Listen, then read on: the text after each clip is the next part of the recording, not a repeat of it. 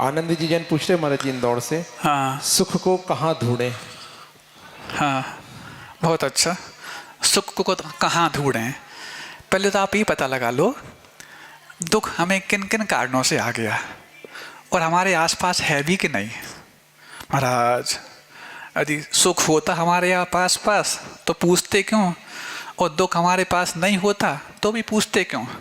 दुख तो इतना है महाराज कि प्रश्न पूछने में भी थोड़ी देरी हो रही थी तो अंदर से उथल पुथल हो रही थी कि हमारा नंबर पता नहीं आज लग पाएगा कि नहीं लग पाएगा, वैसे ही आज लेट हो गए। तो ये क्या अपेक्षाएं जो ही हैं वो ही हमारे दुख का कारण है।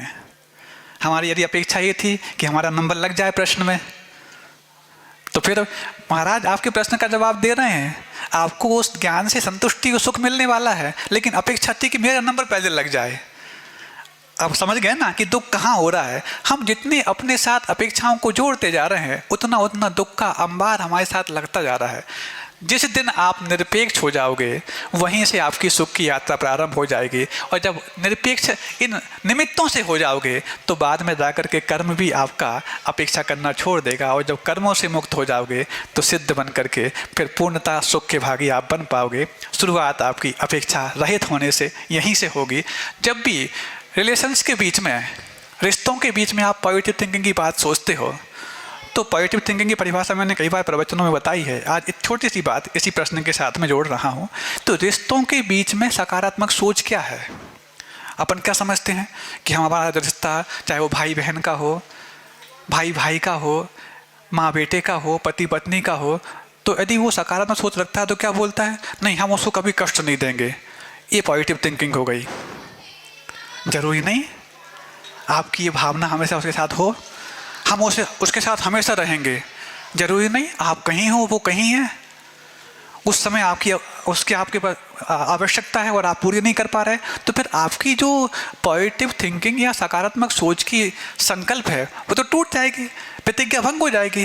तो फिर क्या सोचा जाए, नहीं मैं हमेशा उसके साथ रहूँगा, उसकी सारी आवश्यकताओं की पूर्ति करूँगा, ये करूँगा वो करूँगा। इसका नाम रिश्तों के क्षेत्र में सकारात्मक सोच नहीं। मैं अपने उस रिश्तेदार के प्रति निरपेक्ष रहूँगा, कोई अपेक्षा नहीं रखूँगा, इसमें आप स्वतंत्र हैं। मैं उसके साथ रहूँगा, उसकी हर इच्छा का पूर्ति करूँगा, मैं उसके लिए हमेशा ढाल बनकर के साथ दूंगा। जरूरी नहीं किन परिस्थितियों में आप कहाँ हो वो कहाँ हो, लेकिन इस चीज़ में आप स्वतंत्र हैं कि मैं उसके सब कुछ करूँगा लेकिन बदले में अपेक्षा नहीं रखूँगा। तो ये आपकी रिश्तों के बीच में सकारात्मक सोच है और इसमें आप स्वतंत्र हैं, स्वाधीन हैं, और इसमें ही आपकी वो पॉजिटिव थिंकिंग जीवन भर साथ दे सकती है और उसका भी आपके प्रति रिश्ता जीवन भर कायम रह सकता है। ऐसे ही हम सोच लें, हमने गुरुजी को इतनी बार नमोस्तु किया, पूरा जीवन समर्पित कर दिया, और जितनी बार हम उनको नमोस्तु करें हर बार हाथ उठा के आशीर्वाद दें? नहीं, नमोस्तु करना आपके अधिकार में है।